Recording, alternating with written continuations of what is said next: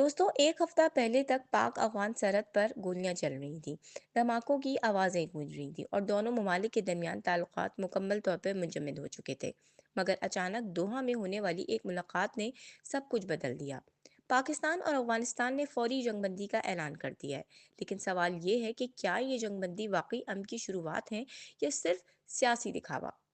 आइए तफसील से समझते हैं इस पूरी कहानी को आगाज से अंजाम तक और जानते हैं कि इसके पीछे असल गेम क्या है। गुज़िश्ता चंद हफ्तों में पाक अफगान सरहद पर शदीद झड़पें हुईं। पाकिस्तान का कहना था कि अफगान सरजमीन से दहशतगर्द हमले किए जा रहे हैं, ख़ास तौर पर टीटीपी यानी तहरीक तालिबान पाकिस्तान के अस्करियत पसंदों की जानिब से।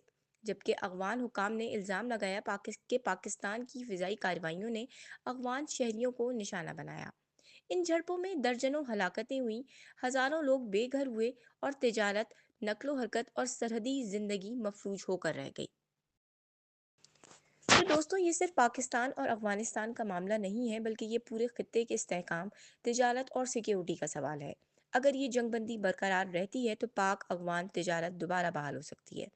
वस्ती एशिया से गवादर तक की राहदारियों को नई जिंदगी मिल सकती है और इन दोनों ममालिक में सरहदी इलाकों के लोग अमन का सांस ले सकते हैं। लेकिन अगर ये मुआहिदा टूट गया तो हम दोबारा वही देखेंगे, यानी सरहदों पर गोलाबारी, तनाव और इल्ज़ाम तराशियाँ। अब अगर हकीकी चैलेंजेस की बात करें तो दोनों ममालिक के दरमियान एतमाद का बहरान अब भी बाकी है।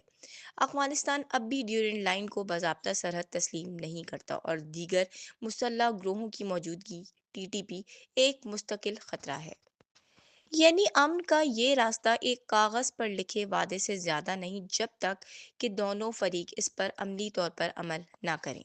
जब हालात बिगड़ने लगे तो कतर और तुर्की ने सालसी की पेशकश की। दोहा में होने वाली मुलाकात में दोनों ममालिक के आला सतही हुकाम शरीक हुए। बातचीत 13 घंटे से जायद जारी रही और बला आखिर एक इमीडिएट सीज फायर एग्रीमेंट पर दस्तखत कर दिए गए। इस माहदे के मुताबिक दोनों फरीक एक दूसरे की सरहदी खिलाफ वर्जियों से बाज रहेंगे। अफगानिस्तान ने यकीन दहानी कराई कि इसकी सरजमीन पाकिस्तान दुश्मन ग्रुपों को इस्तेमाल नहीं करने देगी।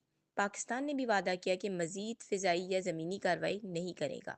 और सबसे अहम कि 25 अक्टूबर को इस्तंबुल में अगले मरहले के मुज़ाकरात होंगे ताकि मुस्तकबिल हल तय किया जा सके।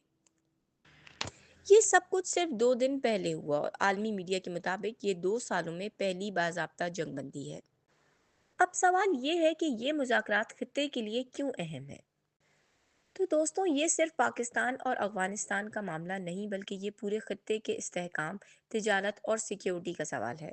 उनका ये मुआहिदा सिर्फ सच्चाई, सियासी अज़्म और अवामी दबाव से आगे बढ़ेगा।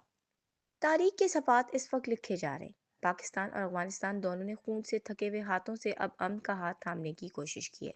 मगर सवाल ये है कि क्या ये हाथ मजबूती से थामा जाएगा या फिर माजी की तरह एक बार फिर गोलियों की आवाज़ें अमन की उम्मीदों को निगल जाएंगी। फैसला आने वाले दिनों में होगा।